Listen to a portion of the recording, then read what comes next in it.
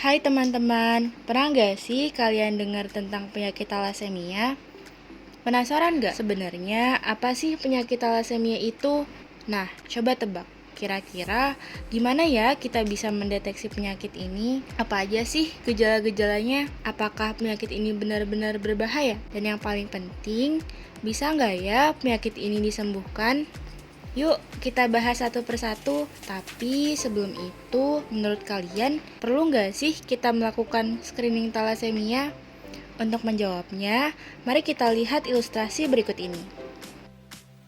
Kasus pertama, seorang wanita penderita talasemia beta yang sedang transfusi darah ditemani oleh kekasihnya. Sang pria hendak menikahi wanita tersebut walaupun dia tahu bahwa kekasihnya adalah penderita talasemia. Sang wanita pun menerima permintaan kekasihnya dengan syarat sang pria melakukan screening talasemia. Awalnya, pria tersebut menolak, namun atas bujukan kekasihnya, akhirnya dia setuju untuk melakukan screening talasemia. Tidak disangka, hasil screening menunjukkan bahwa sang pria merupakan pembawa sifat talasemia. Apa yang terjadi berikutnya? Apakah mereka harus menikah atau sebaiknya tidak? Kasus yang kedua, sepasang kekasih yang akan melangsungkan pernikahan melakukan pemeriksaan wajib untuk calon pengantin. Hasil pemeriksaan laboratorium menunjukkan bahwa mereka berdua tergolong anemia. Akhirnya, dokter menyarankan untuk melakukan screening talasemia yang disetujui oleh mereka. Hasil screening menunjukkan bahwa keduanya merupakan pembawa sifat atau carrier talasemia dan mereka pun diberi edukasi oleh konselor genetik atau dokter. Bagaimana jika antar pembawa sifat menikah atau jika individu normal dengan pembawa sifat menikah dan jika penderita talasemia menikah dengan normal? Apa yang terjadi berikutnya? Apakah mereka harus menikah atau sebaiknya tidak? Apa yang terjadi pada tubuhmu jika kamu menderita penyakit talasemia? Sebelum pertanyaan ini dijawab, kita harus paham terlebih dahulu mengenai apa itu talasemia. Talasemia merupakan kelainan sintesis hemoglobin karena adanya defek pada gen globin pembentuk molekul hemoglobin di dalam sel darah merah, sehingga mempengaruhi jumlah molekul hemoglobin di dalam sel eritrosit.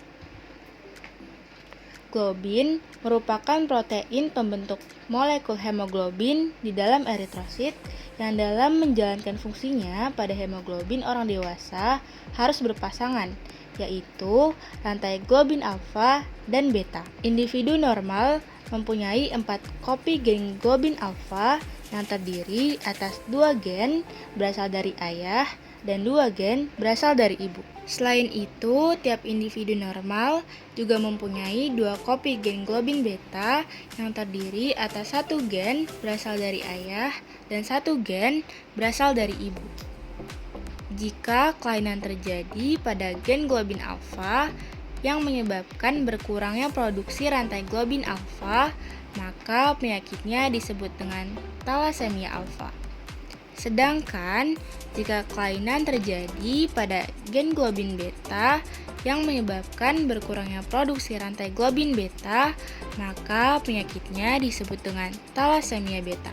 Berdasarkan berat ringannya gejala klinis yang dihasilkan talasemia alfa diklasifikasikan berikut ini.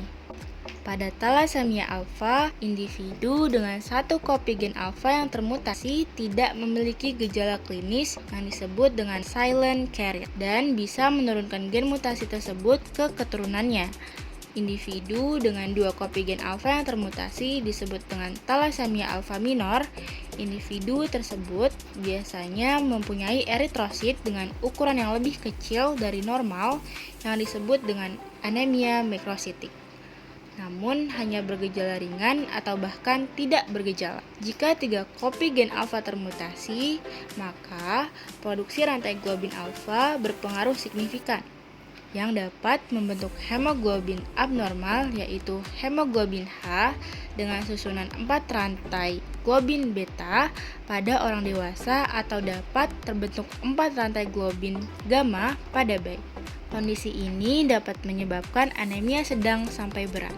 Jika keempat kopi gen alfa termutasi dan tidak menghasilkan rantai globin alfa sama sekali, maka individu tersebut meninggal di dalam kandungan sebelum atau sesaat setelah lahir karena mengalami hydrops fatalis. Pada thalassemia beta, terdapat mutasi yang disebut mutasi B+ dan mutasi B0. Pada mutasi B+ menyebabkan berkurangnya produksi rantai globin beta, sedangkan pada mutasi B0 menyebabkan tidak diproduksinya rantai globin beta. Variasi kombinasi mutasi pada gen globin beta menyebabkan 3 tingkatan gejala klinis, yaitu thalassemia beta minor, intermedia, dan mayor. Pada thalassemia beta dengan tingkatan anemia yang parah disebabkan karena ketidakseimbangan pada sintesis protein globin, sehingga pembentukan molekul hemoglobin di dalam sel eritrosit berkurang, yang dapat mempengaruhi morfologi atau bentuk eritrosit. Hal ini menyebabkan eritrosit mudah lisis. Selain itu, sintesis sel eritrosit baru di sumsum tulang tidak dapat menggantikan dengan baik eritrosit yang sudah lisis, karena kelainan yang terjadi adalah pada bahan baku pembuat eritrosit, yaitu gen globin, sehingga sel eritrosit yang dihasilkan selalu abnormal dan tidak dapat berfungsi maksimal dengan masa hidup eritrosit yang lebih pendek. Hal ini disebut dengan eritropoiesis yang inefektif. Penghancuran sel eritrosit yang terus-menerus, baik pada thalassemia alfa maupun beta, dapat menyebabkan anemia kronis, yang jika tidak tertangani dengan baik dapat menyebabkan kematian.